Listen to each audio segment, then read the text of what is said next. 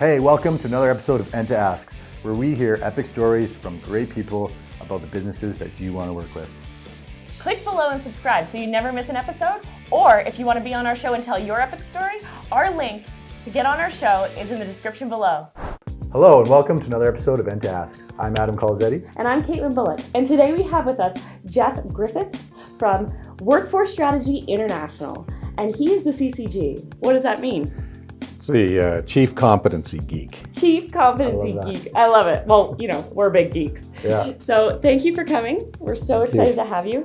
And your company actually helps organizations to leverage the resources they have, the people that they have, to get better results. Yeah, that's correct. That's amazing. That's the dream. That is a dream. Indeed. Right? Yeah, do more with what you've got or with less. That's amazing. I can't think of a company out there who doesn't need that exact thing. Right. And we're going to get into the how you do that later. But I want to know where the revelation was. Where was the moment where you realized the power in that? Mm-hmm. Well, and it really comes down to my background. I did a 20-year career, my first career as an officer in the Canadian military.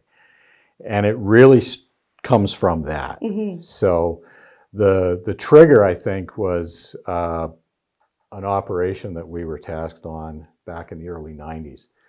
And my little unit, which was 12 people. Okay. Right. And we were out doing a covert counter-narcotics surveillance mission along the Mexican border, which is not where you expect to find Canadians. Chief competency covert. Okay, gotcha. And we had 12 people. Yeah. Okay. And we were out there operating fully autonomously for a couple of months. Okay. The unit that came in to replace us, the American unit that replaced us, which was a Marine Corps unit, brought 75 people to do the same job That you guys were doing. that we were doing with 12. 12. Yeah. And an Army or an Air Force unit probably would have had a convoy a mile long. Right. And so the question is, well, how do you do that? Mm-hmm. And so it was really, that was sort of the catalyst for this, is like, how do you create an organization that, you just do things that theoretically you shouldn't be able to do because of the resource base that you have. Right. And this operation, it hadn't been done before, or there was no playbook that Well, we didn't have one. We were Right. the very first Canadian unit that was doing this kind of thing. Right. So we made it up as we went along. Right. There's no by and process large. to follow. No. There's no.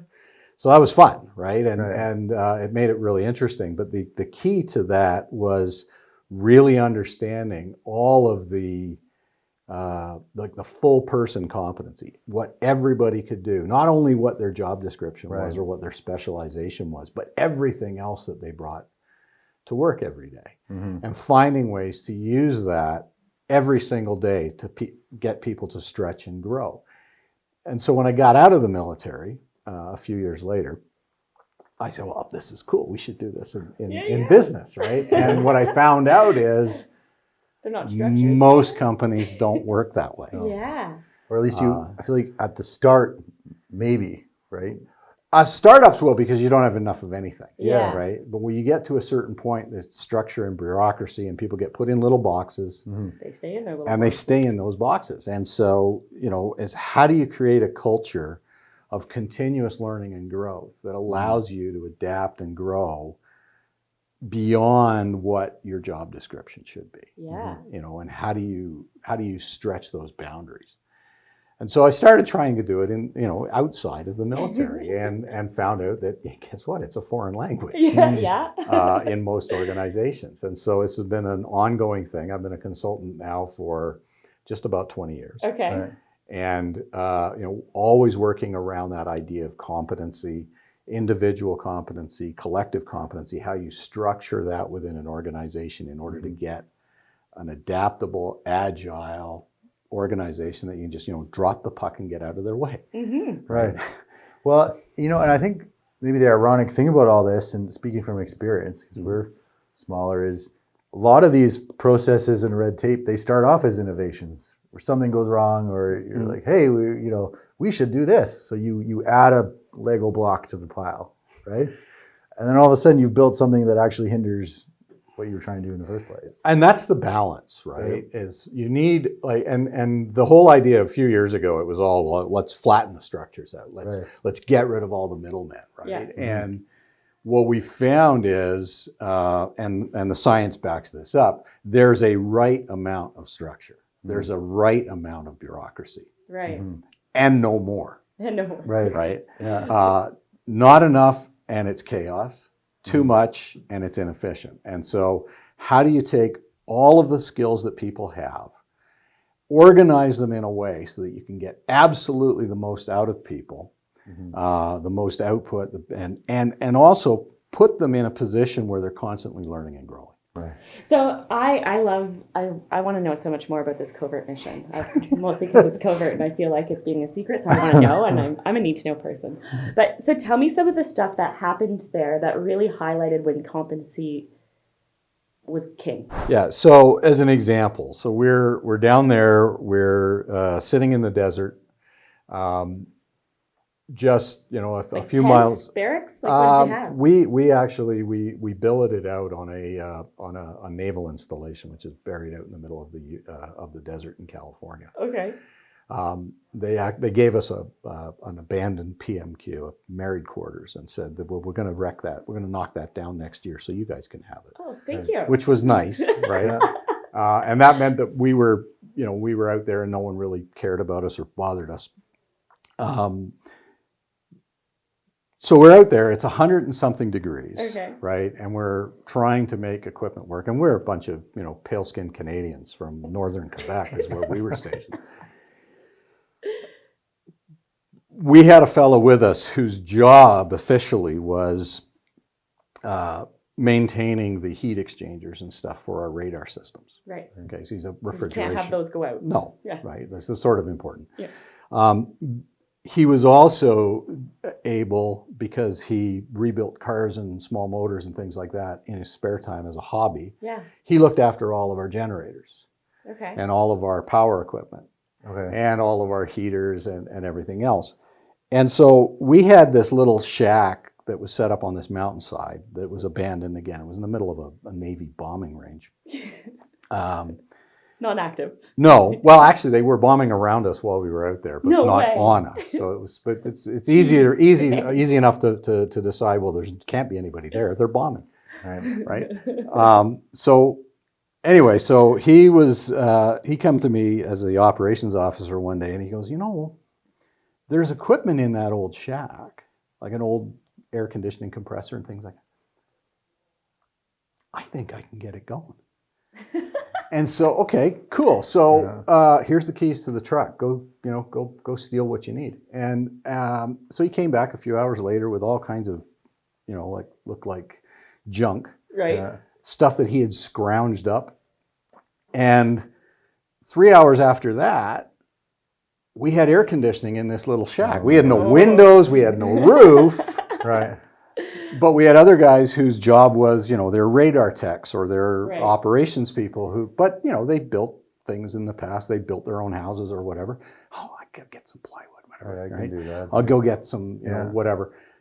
The next day, we had this little shack on top of this mountain in the middle of nowhere with power, because they tapped that out of the generators that we were running the radar off of. Right.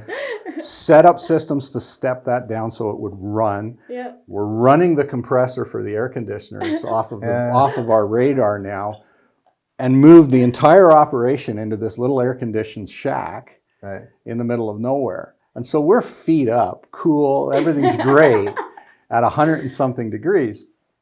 And by contrast, there was an American unit that was operating in the area. Their system, they were a satellite communication system, and it broke. And so they sat and waited for someone to tell them what to do. Right. And they sat there doing nothing for 3 days. Right. And so where our techs would have gone, well, let's fix it. Right. Yeah. And they would have just done it. They didn't need to be told, right? Right. And so with that kind of approach, we were able to do things that, like I said, theoretically aren't possible, right? Yeah. And part of that, it was this idea, and I think I mentioned it when we were talking earlier before, is this idea of passing the puck. Whoever has the skill set is in charge. Right. So even though I'm the deputy commander of the squadron, when it comes time to set up the equipment, I'm working for the corporal, right? Right. Because he's the expert. And then that shifts and it's constantly moving around. And it's exactly like, we always likened it to the way a hockey team works, Yes. right? Because no one knows for sure where they're going to be in a hockey team other than the goaltender. And speaking of hockey, you've actually got a really good hockey story to go with this, which we're going to get into next episode. Next episode. Sure. But this You is know, but it's that idea that Yeah. you move, everything's constantly moving love and it. shifting, right? That's Right. exactly the point. Yeah. Right? How did you know though? Like, this guy who has this job description, Mhm. like, what you had to somehow figure out that he was a mechanic or had mechanical capabilities. You ask, You just ask, oh hey, Right. woo! you know, it's really high tech. I know, right? just ask. But the idea is, as managers, as leaders in an organization, it's your responsibility to know not just what someone's job is, but all the other things they can do, and then give them an opportunity, Right. right? And what we found is when we opened up the gates like that, was that people who, you know, were considered average, mediocre people wherever they had operated before in other units, all of a sudden thrived. Yeah.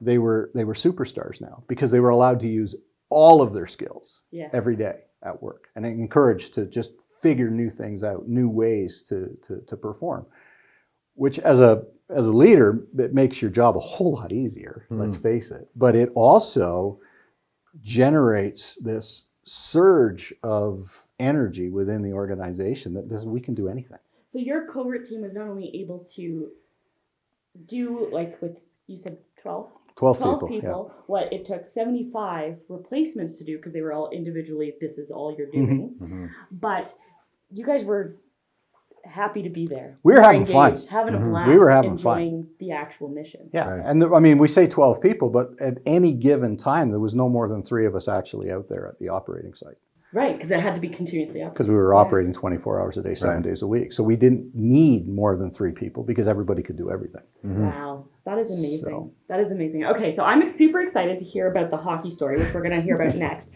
But if somebody goes, yes, I have a company and I want to get more out of my people and I want to see huge results. Yeah. I want an air conditioner. I want an air conditioner. I know a guy. Yeah. How do they get a hold of you? They can access me through our website at Workforce Strategies International, or email me directly, jeff@workforcestrat.com. Okay, we'll put that down below. Make sure you contact Jeff. Who doesn't want more? Right? All right, guys, we'll see you next time. Oh, can I get a mic drop? That was so Epic. Join us next time on End to Ask.